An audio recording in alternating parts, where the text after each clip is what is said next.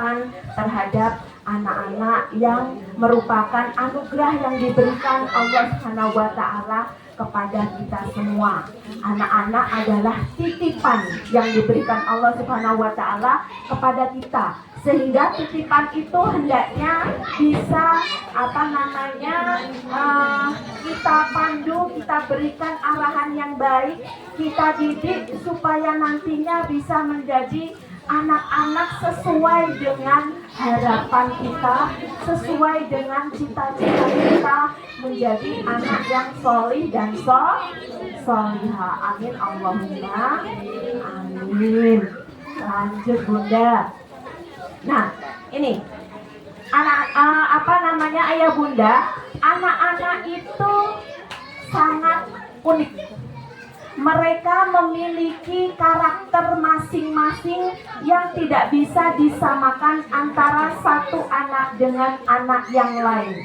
Mereka memiliki kelebihan sendiri-sendiri. Ada yang secara akademisnya kurang, tetapi secara mungkin olahraga dia hebat, pintar sepak bola misalnya. Tapi kalau suruh ngitung, suruh baca, males.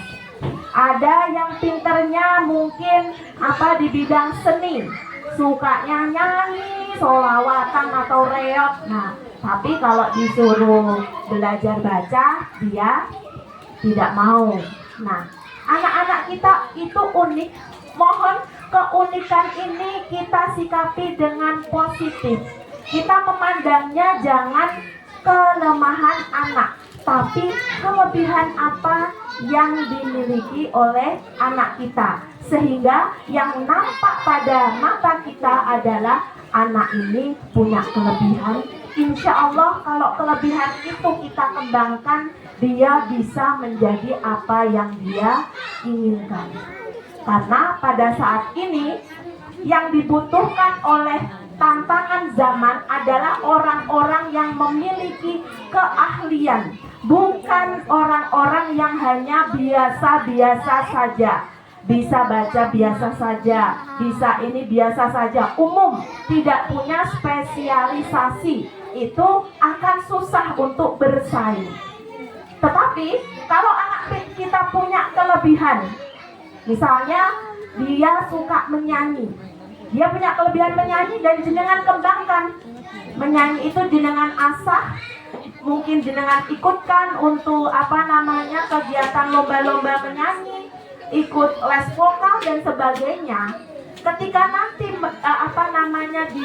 dia terjun ke dunia nyata, insya Allah skill atau kemampuan yang dia miliki itu akan sangat membantu dia ke depannya. Ini pengalaman dari adik teman saya. Ini mungkin bisa menjadi bahan pertimbangan kita. Oh, ternyata kalau anak itu nggak pinter yang ini, kita jangan langsung memarahi. Ini ada adik teman saya itu pinternya itu Melayu, lari, kroso. Kalau dia lari. Dan di SD dia ikut lomba atletik, lomba lari di antar SD, terus di jenjang kabupaten. Nah, ternyata ketika apa yang dia passionnya itu dimunculkan, dia sangat semangat sekali dan menjadi juara lomba lari atletik ya. Ketika itu terus bertambah lagi jenjang karir prestasinya. Di SD dia berprestasi juara, SMP dia lalu direkrut untuk bisa menjadi atlet atletik, dibiayai di sekolahkan di Kediri sana. Jadi dapat beasiswa karena dia pinter lomba lari. Di sana disekolahkan di SMP terdekat, lalu sambil dilatih bagaimana mengembangkan bakatnya. SMP ketika ada ajang diikutkan di semua ajang-ajang lomba. naik SMA tetap di sana. Lalu apa namanya? Ketika ada event SEA Games, dia juga berpartisipasi dan mendapatkan juara 2, dapat medali perak. Ketika dia mendapatkan medali perak, maka pemerintah juga memberikan apresiasi terhadap atlet tersebut dan mendapatkan uang tunai. Kalau kemarin itu kalau perak dapatnya 500 juta kalau nggak salah. Kalau emas dapatnya 1 miliar ya. Nah, dapatnya itu untuk apa namanya dikasihkan kepada orang tuanya. Tentu orang tuanya sangat bangga ya. Lalu apa namanya oleh pemerintah tidak hanya itu, dibiayai kuliahnya. Setelah dibiayai kuliahnya, diberikan akses untuk jadi pegawai negeri tanpa tes. Karena memang ada jalurnya seperti itu, jalur untuk yang berprestasi. Hanya mungkin kita sepelekan, hanya gara-gara kemampuan dia untuk lari. Nah itu, mungkin kita sepelekan. Pokoknya jadi nek sing pinter iki pinter matematika. Gitu. Selama ini mindset kita harus kita rubah. Anak itu pinter itu nggak hanya matematika yang pinter, tapi mereka punya passionnya sendiri-sendiri, punya hasratnya sendiri-sendiri. Bunda yang kedua, anak-anak itu adalah peniru yang ulung. Apa yang kita lakukan itu mereka juga pasti akan mengamati, dan insya Allah secara sadar maupun tidak sadar mereka akan meniru apa yang kita lakukan. Untuk itu, ini sebenarnya ini ayahnya hanya ada 2 nggih. Semuanya bunda semua nggih. Nah, sebenarnya kalau ada kegiatan parenting seperti ini, sebenarnya itu yang paling baik datang itu adalah ayahnya. Karena apa bunda?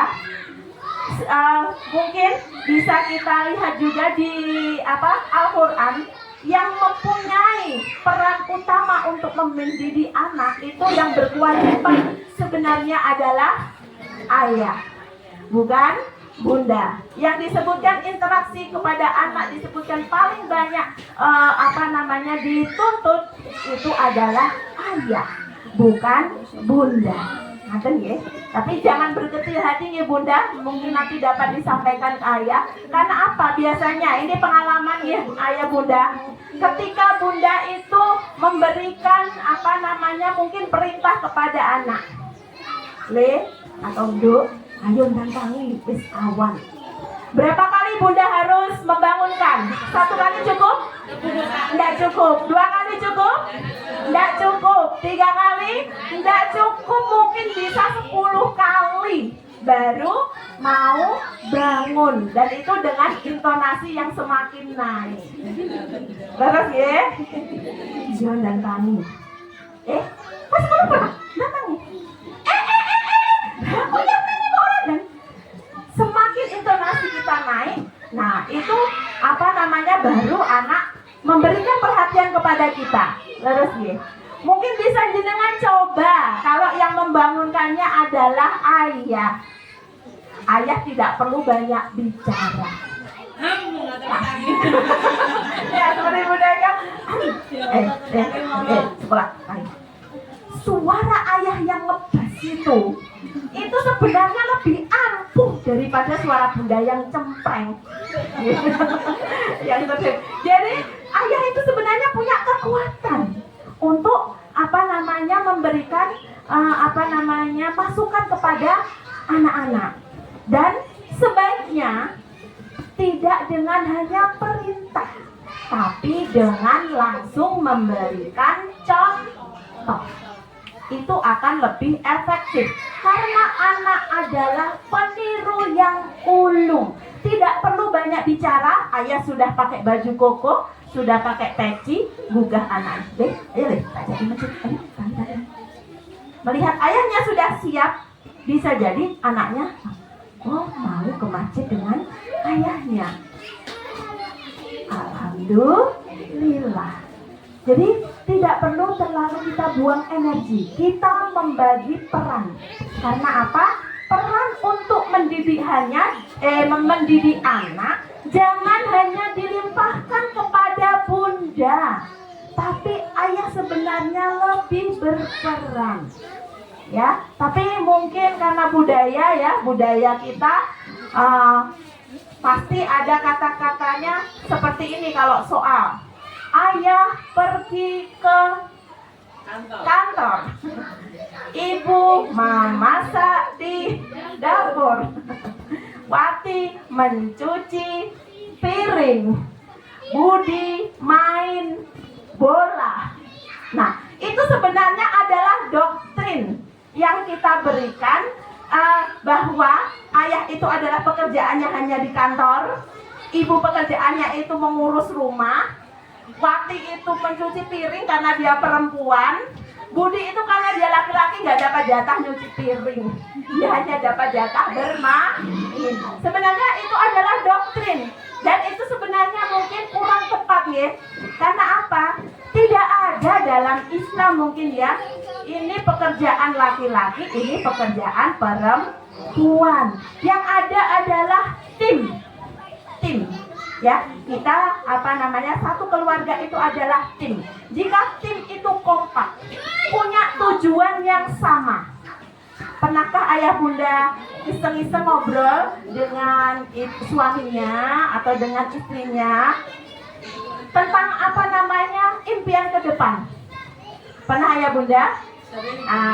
Ya, mungkin ketika malam, ketika mau beranjak tidur bersama di kamar, bisa dimulai dengan obrolan-obrolan ringan tentang mungkin impian ayah bunda nanti ke depannya bagaimana, ingin anaknya bagaimana, terus bisa saling curhat, curhat.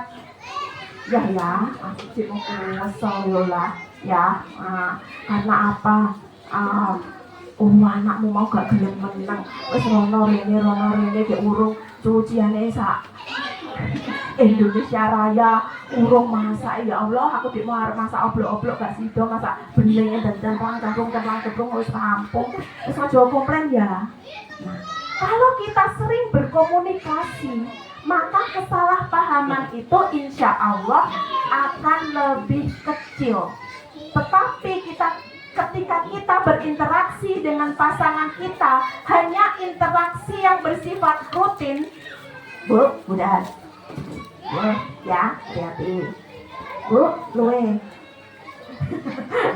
Bu, mau main futsal, Bu, ngopi sih ya, Bu. Nah, ketika interaksi kita itu hanya sepatah dua patah saja ya, interaksi rutin yang tidak bermakna dalam, maka tanpa kita sadari hubungan dengan pasangan kita menjadi hambar.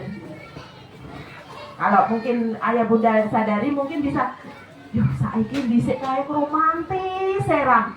Boso saiki yo belas inget ya ora lho. Ya iki apik ora iki brosku iki. Ora ngingeti apik. Karena apa? Ya itu tadi, tidak intens untuk berkomunikasi yang dalam, percakapan yang dalam. Dan sebenarnya itu penting. Bagaimana supaya kita tidak salah dalam berkomunikasi, juga bisa punya kesamaan visi untuk mendidik anak-anak. Anak itu adalah komunikator. Mereka suka berinteraksi, suka berinteraksi dengan semua yang ada. Mereka aktif baik motoriknya, sensoriknya. Mereka ada dalam masa-masa emas pertumbuhannya.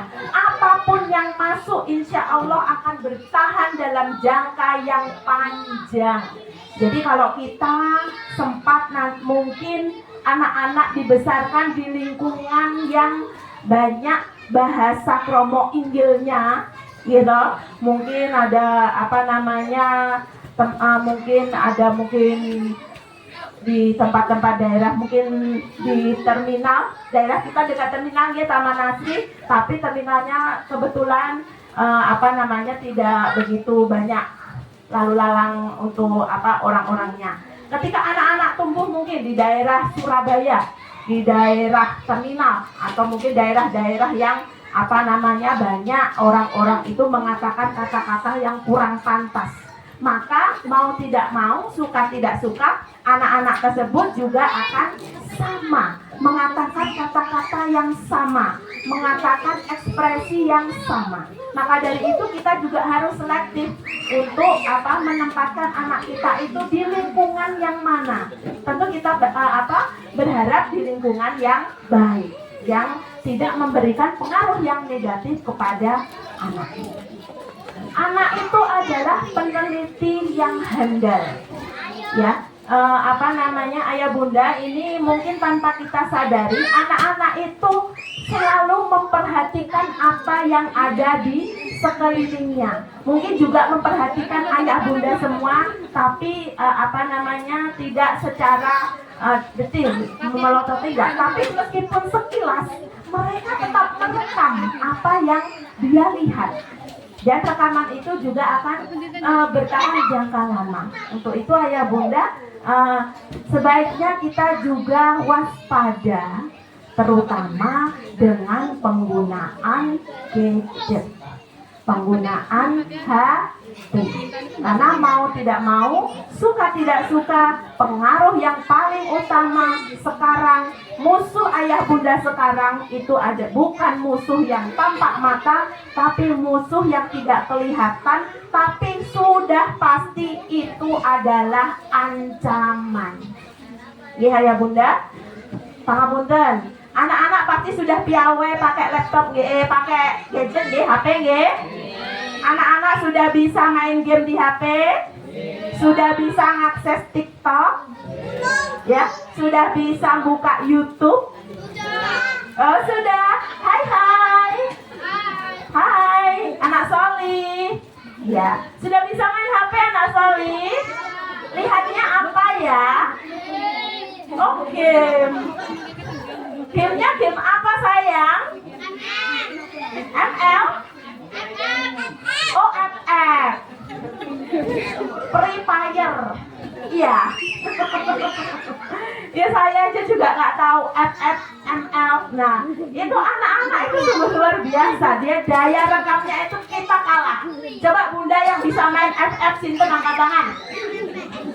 Betul sangat ya? Ayah sangat main FF? Oh sangat. Karena ya itu cowok itu punya kecenderungan suka bermain. Betul ya? Nah kalau bunda ya boro-boro bu main FF, ini aja kerja ayah belum kelar ini sudah berderet-deret. Pikirannya sudah lain, bercabang-cabang. Tapi jangan patah semangat ya bunda.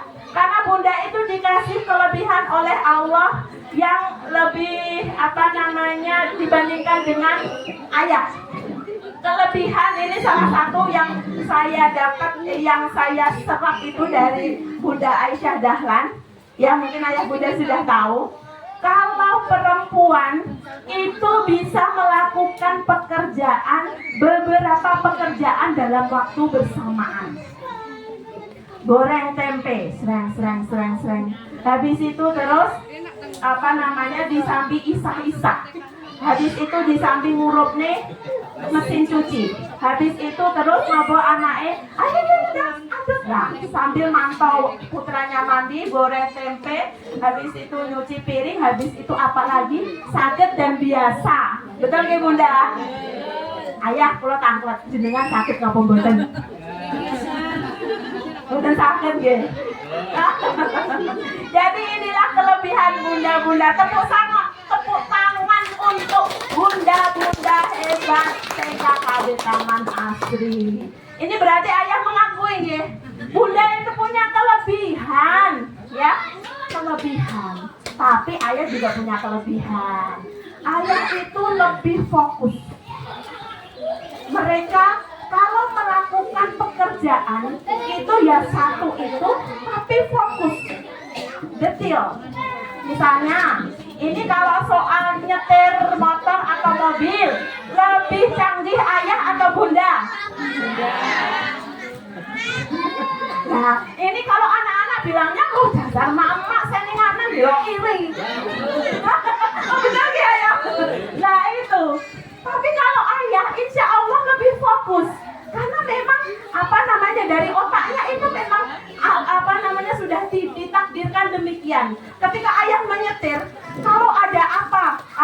namanya fokus di sana, di apa jauh di sana itu sudah kelihatan.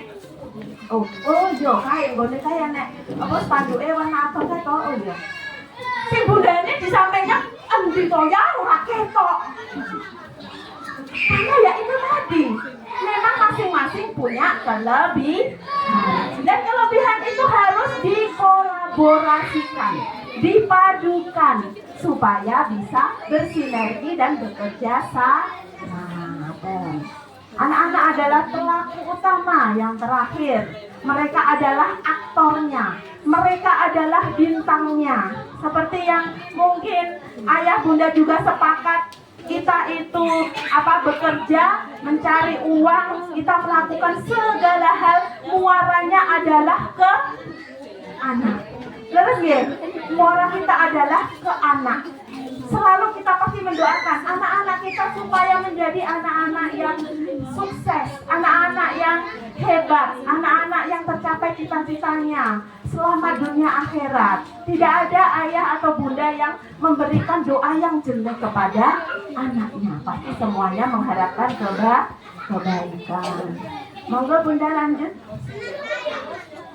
Oh ya, ini selingan bagaimana anak itu meniru orang tua. Looks like rain begins to rain. Dark clouds gather and fill the sky. Don't know how to talk to you, just know how to say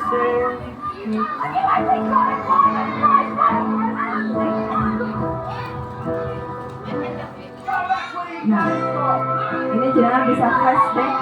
Apa yang jenengan katakan di rumah, apa yang jenengan lakukan di rumah, itu ditiru oleh mereka.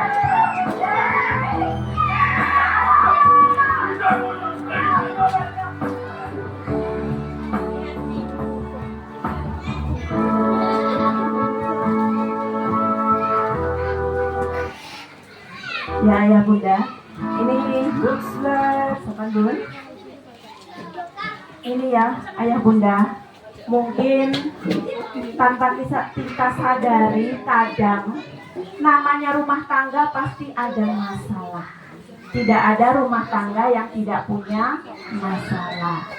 Tetapi terkadang kita lupa, ketika kita punya masalah, hendaknya interaksi yang ada masalah tersebut dengan pasangan jangan kita pertontonkan di depan anak-anak. Ini pengalaman saya waktu kemarin itu saya mendampingi anak didik itu untuk piknik ke Jogja. Samping saya itu anak putri kelas 6. Lalu saya ajak ngobrol. Terus dia curhat, ayah bunda. Saya nggak tahu latar belakang keluarganya. Kita ngobrol, lalu dia bilang begini, bapak dan ibu saya sudah cerai bu, waktu saya kelas 5 kemarin. Oh berarti baru saja ya bu ya? Iya bu, ini waktu kelas 5 semester 1, sekitar semester 1. Terus gimana perasaannya? Dia bilang, oh bu, saya nggak bisa ngomong apa-apa karena ini loh bu, saya itu bingung sampai itu saya punya pikiran untuk bunuh diri. Dia bilangnya seperti itu. Kita kok sampai koyo ngono ki sing mbok pikirne opo. Terus dia bilang, saya itu nggak tahan kalau ayah dan ibu bertengkar.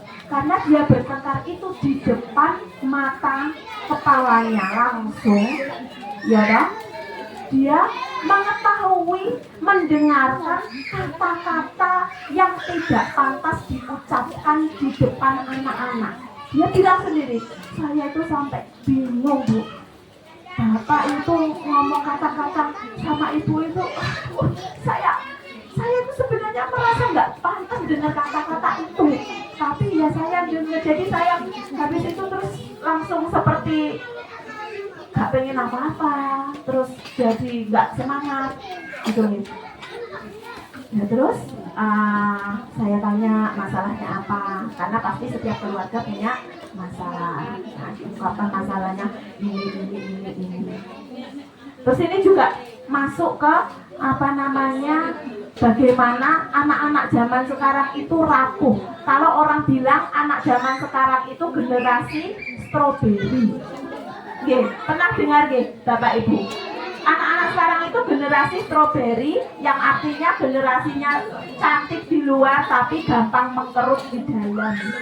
Artinya mereka itu ketika tertimpa masalah, tertimpa musibah, itu tidak tahan banting.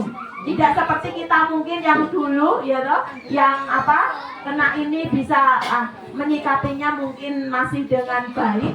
Tapi kalau anak-anak zaman sekarang, karena mungkin banyak interaksinya hanya dengan gadget, kurang bersosialisasi, kurang pengalaman bersama teman-teman dan sebagainya, kurang arahan dari kita orang tua, maka mereka itu dalam menghadapi masalah itu tidak tahu harus bagaimana, akhirnya nyontoh apa yang dia lihat di HP. Apa yang dia lihat di HP? Apa? Tutorial bunuh diri atau cara menyenangkan untuk menghadapi masalah. Yang sekarang sedang gembar-gembornya di Magetan terjadi apa Bapak Ibu, Bunda? Menyakiti diri sendiri dengan menyilet pergelangan tangannya. Dan itu ternyata terjadi kemarin itu, pengumumannya ada sekitar 800 lebih kasus di Magetan saja. Bayangkan ayah bunda, di Magetan saja itu terjadi pada anak didik kita. Maka dari itu kalau nggak sedari kecil, sedari TK tahun, kita itu sudah harus concern, harus perhatian kepada anak. Kalau sudah terlambat, kita akan menyesal di kemudian hari. Nauzubillah min dzalik. Jangan sampai. Maka harus diantisipasi, jangan sampai terjadi demikian. Karena memang ya itu tadi, niru yang viral di TikTok, di YouTube. Bagaimana yang ditiru itu adalah hal-hal yang sebenarnya tidak semestinya. Kalau kita mikir, mosok kok sampai bocah jadi pikirannya tinggi, iya enggak? Kalau kita pikirnya seperti itu, nah apa yora loro? Kata mereka bagaimana? Yang sudah melakukan itu ketika ditanya, apa tidak sakit? Jawabnya apa? Tidak. Karena apa? Sudah pada tahap kecanduan. Bayangkan bunda, menyakiti diri sendiri itu kecanduan. Pertamanya sakit mungkin ya. Pertanyaannya hanya tiru-tiru bergagah begitu. Atau mungkin dia lagi ada masalah. Ada yang ngomong punya masalah di keluarga, ada yang ngomong putus cinta, ada yang ngomong dibully temannya dan sebagainya. Ya, entah apapun masalah mereka tidak bisa menghadapinya dan larinya ke situ, menyakiti diri sendiri, dan itu sangat berbahaya. Jangan sampai itu kita biarkan berlarut-larut sehingga menjadi sesuatu yang biasa. Itu sangat bahaya bagi kita semua. Oke, lanjut Bunda. Yang kedua sepertinya ini, ini ada juga video, monggo silahkan disimak ayah bunda.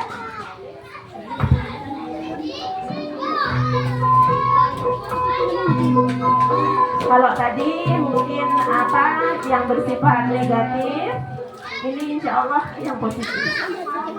Dengan mati mau kita apa bu? Kita beli apa? Ini dulu sempat hilang ya. Lah jenengan, lah putrane pundi? Putrane teng omah. Kali timbang. Kali ayah kali mbak, kali tante nih. Lah jenengan pun masak apa deh? Empong, saya latar kali gini. Oh lah nyambel apa boten? Ngambil bawang. Oh. Ya putrane kan dia kali sinten kok? Kali ini kemau. Sinten? Ayahnya, terus ome, terus mate, terus tantene, terus mbake. Lah ayahnya ngapa mboten nyambut? Mboten yang Sabtu. Oh nek Sabtu apa libur? Nggih. Bu, jenengan mau kan simo badhe tembang napa Bu? sayur asli. Lah sadare apa masak panggriya, Bu? Sayur asli. Wah. Lah jenengan mau nitih napa? Itu lirian ke omah kula. Nitih apa mapa? Lampah mawon. Lah mboten sayang kok mapa. Nggih. Itu adalah contoh. Ada ya. Ini anak magetan nggih. Jenengan kenal? Ada yang kenal dengan anak ini? Ya. Ternyata ketika orang tuanya mengajarkan basa krama, anak-anak saged nggih? Bisa. Ya. Ini anak saya sendiri saja mboten saged basa krama, saged bahasa Indonesia. Karena apa? Dari kecil dibiasakan pakai bahasa Indonesia. Padahal kalau kita lihat senang ya punya anak seperti ini, sakit basa, unggah-ungguh, sopan dengan orang tua. Nah, itu adalah bukti bahwa apa yang anak dengar, apa yang anak lihat, itulah yang dia contoh. Dan contoh yang paling utama untuk anak kita adalah ayah bundanya. Jadi kalau ayah bundanya belum bisa memberi contoh yang baik, insya Allah nanti anak-anak juga akan kurang mematuhi apa yang kita katakan. Mereka akan membantah, mungkin bahkan ya membantah apa yang kita suruh, karena merasa hanya menyuruh, tidak memberikan contoh. Karena yang paling utama sebenarnya intinya adalah kita memberikan contoh yang baik kepada anak-anak. Monggo Bunda lanjut.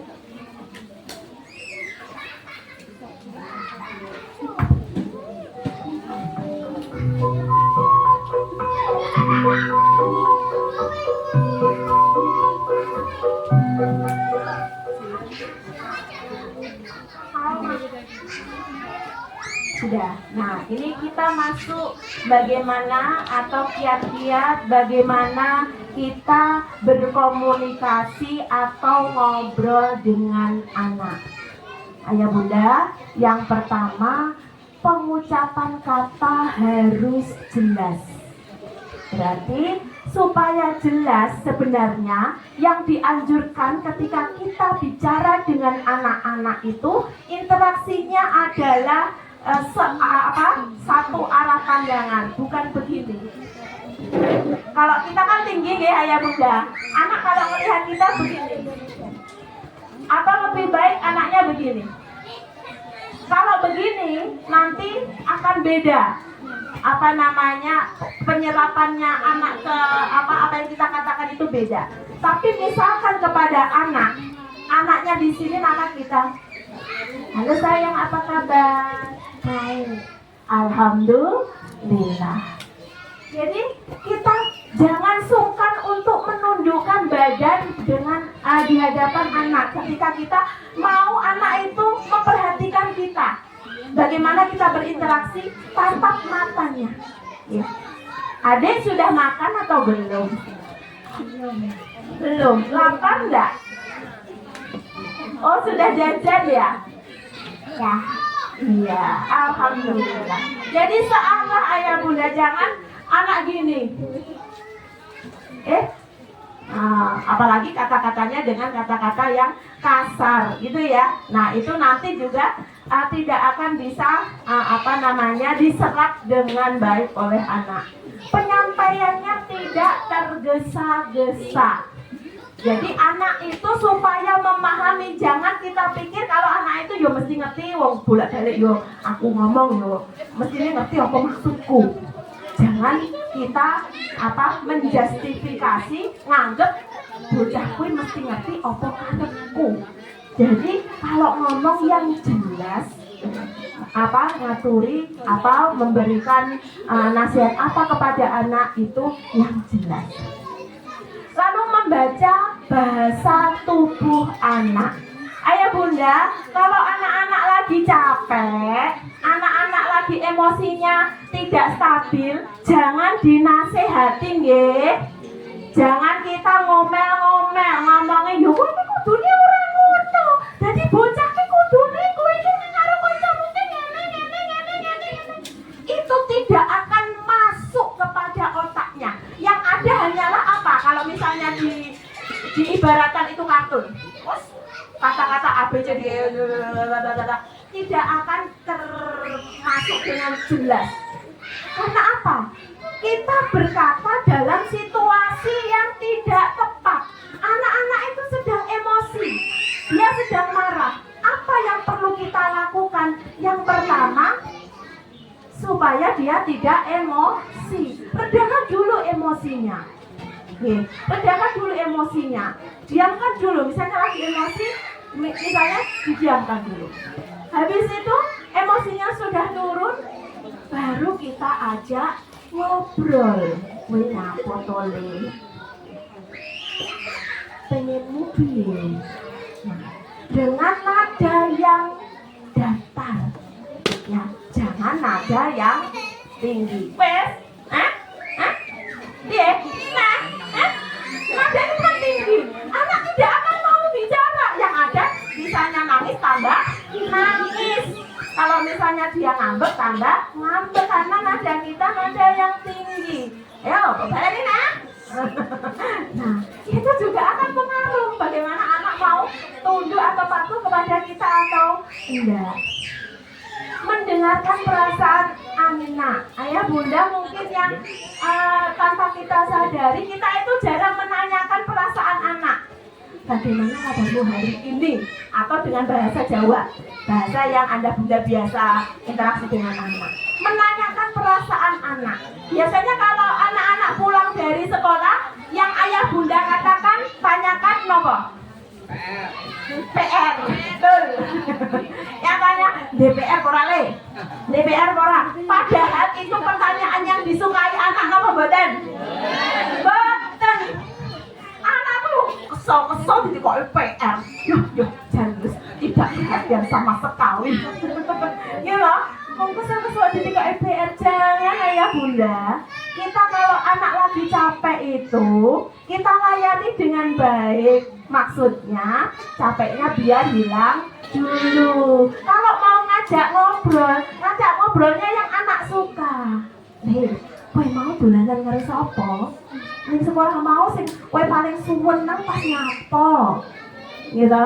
Terus nek misalnya ning sekolahan, kowe gurumu apa kowe sing paling mbok suwen nang iki pas ngajar apa? Nah, misalnya sesuatu yang anak suka, silakan kita ajak ngobrol. Meskipun itu hanya menurut kita adalah ucapan-ucapan yang tidak bermakna, tapi bagi anak itu sangat luar biasa. Mereka akan terekam dalam otaknya. Oh, bapakku perhatian.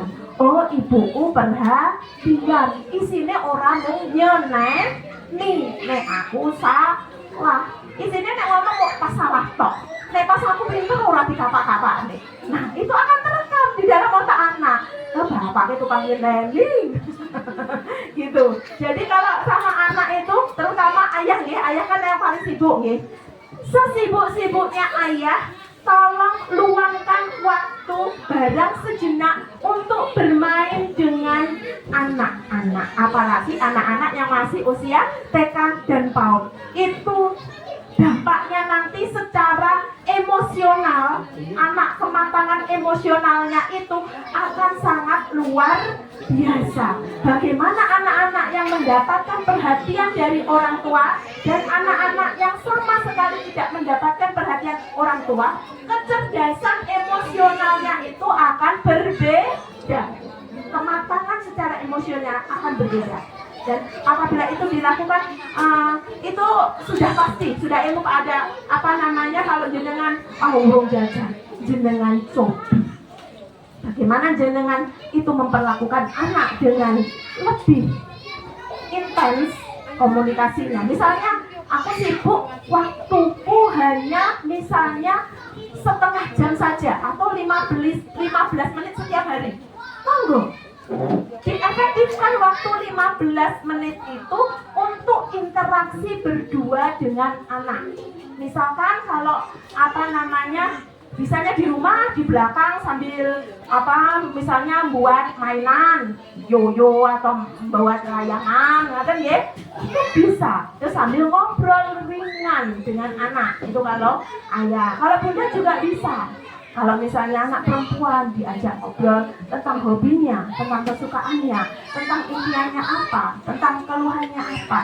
Hanya mungkin 15 menit saja setiap hari. Dampaknya akan sangat luar biasa kepada anak. Bisa juga mungkin kalau di rumah bosan diajak beli es. Misalnya di tetangga atau di mungkin sekarang kan lagi banyak ya kafe-kafe apa-apa gitu ya. Berdua aja dengan anak boleh itu. Pas dapat arisan, ayo aku harus ngape karo anakku. Nah, itu bisa ya. Kita ajak berdua, kita duduk bersama dengan anak, ngobrol bersama. Itu akan di memori anak itu akan melekat. Bagaimana dia bisa mengalami pengalaman yang menyenangkan dengan ayahnya atau ibunya. Hindari 12 gaya populer. Ini nanti penjelasannya ada di bawah. Apa itu 12 gaya populer? Mendengarkan dengan aktif. Ini sudah tentu ya ayah bunda tadi. Bagaimana kita kalau bicara dengan anak, jangan hanya kita yang bicara, tapi kita juga memberi waktu anak untuk berbicara dan kita mendengarkan dengan baik keluh kesah anak. Tentukan masalah siapa, gunakan pesan saya. Ya, maksudnya jangan nada kita hanya nada merintah. Karena sebenarnya anak itu kalau diperintah itu tidak suka. Jadi kita gunakan bagaimana kita memberikan pengertian bahwa kalau dia melakukan ini, maka itu adalah sesuatu yang paling tepat. Gitu, bukan karena diperintah, tapi karena memang itulah yang seharusnya dia lakukan. Yang tadi bunda, yang 12 tadi. Atas bunda. Atas lagi bunda. Lagi. Ya. Nah ini. Hindari 12 gaya populer. Nah ini yang anak itu tidak suka, tapi biasanya kebanyakan kita terus menerus memberikannya atau mencekoki anak kita dengan hal-hal ini. Apa ya bunda?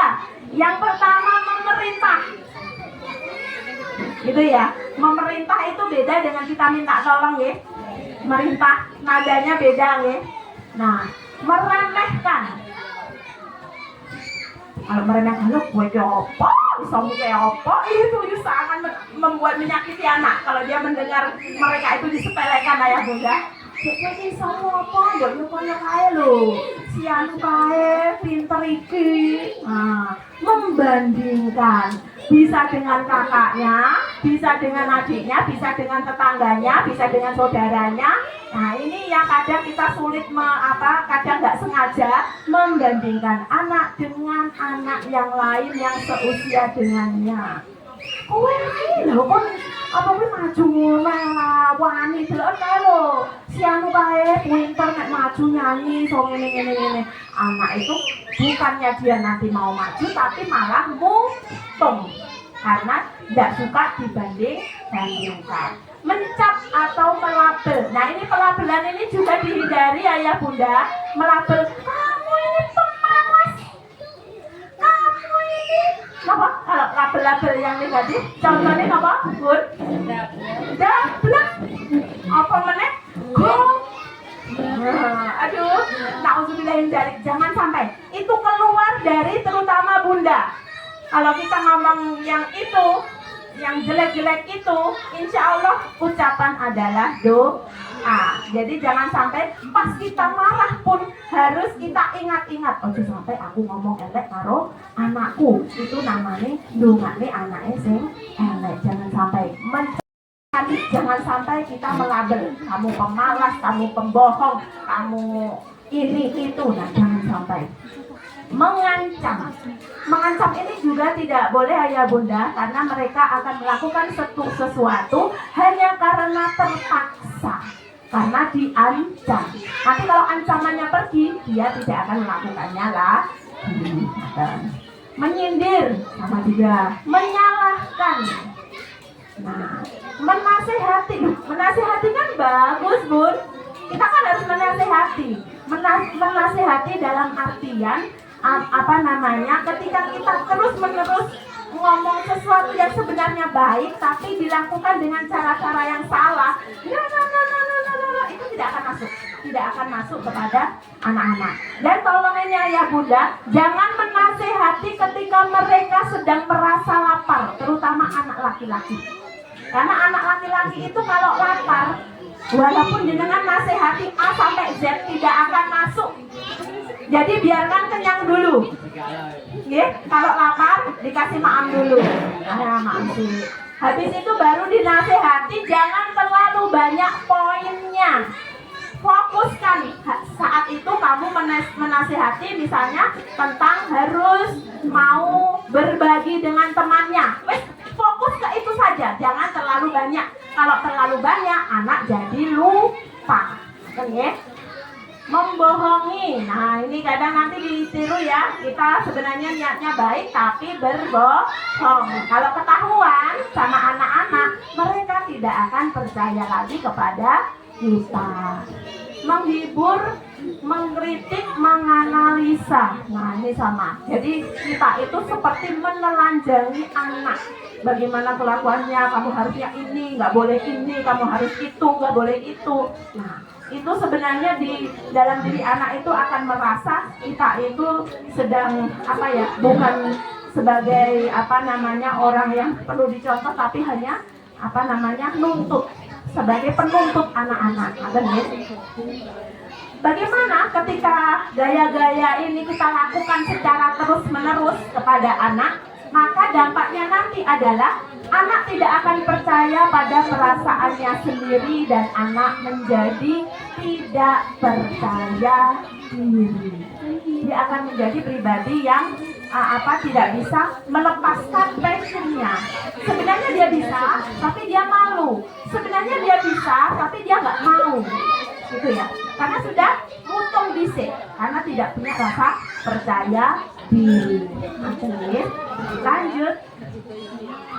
Nah, ini hal yang harus diperhatikan oleh ayah bunda adalah penggunaan bahasa kalimatnya yang positif saja ayah bunda.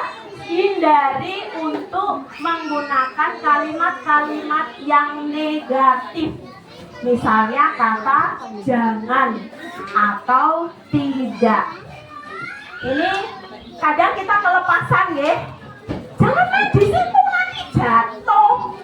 Jangan dipegang. Jangan dipukul.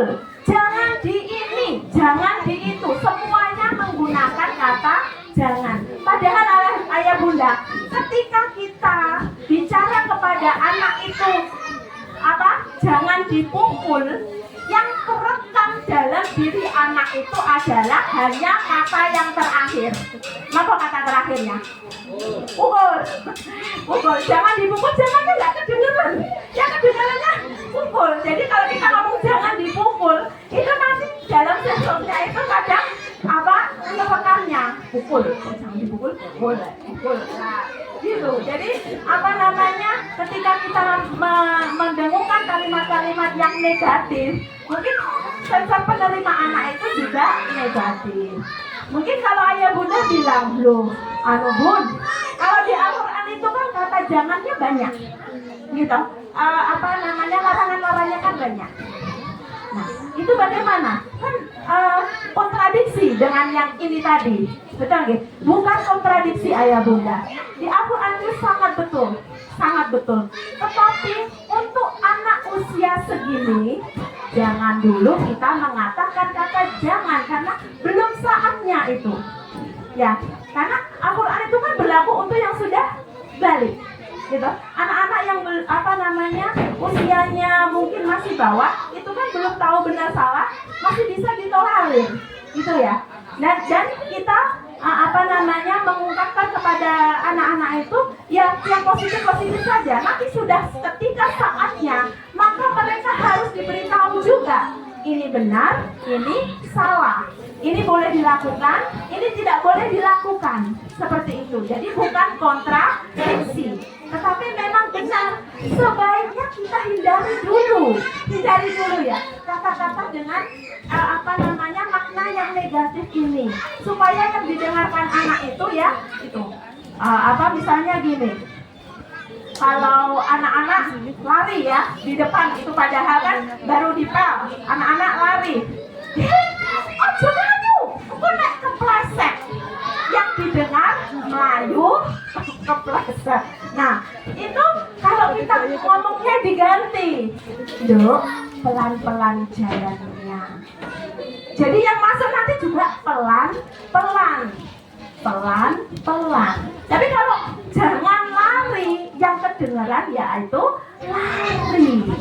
Gitu. Itu kata yang sudah mengadakan penelitian ya menurut psikolog dan sebagainya.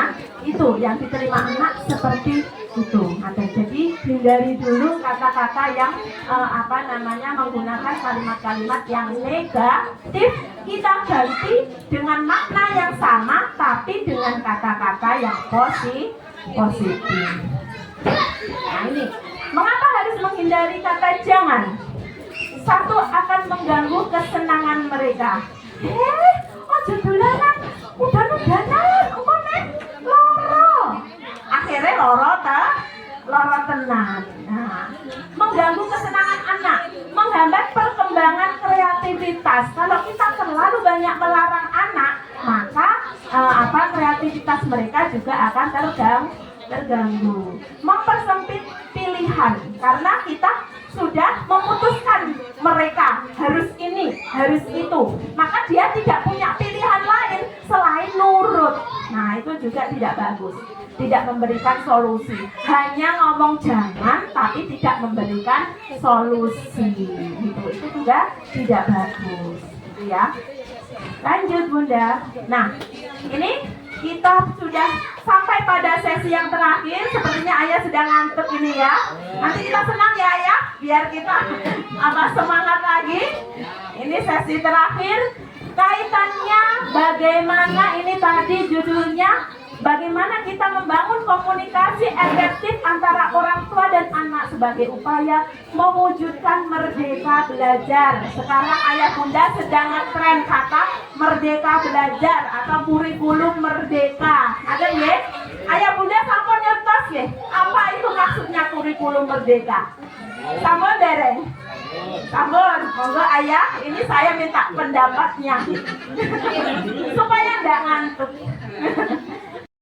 Bisa belajar dengan baik supaya mereka ini bisa menemukan sendiri pengetahuannya, pengalamannya gitu. Dan diharapkan mereka bisa mendapat atau menggali potensi yang mereka miliki, sehingga nantinya setelah keluar dari madrasah atau sekolah dia ini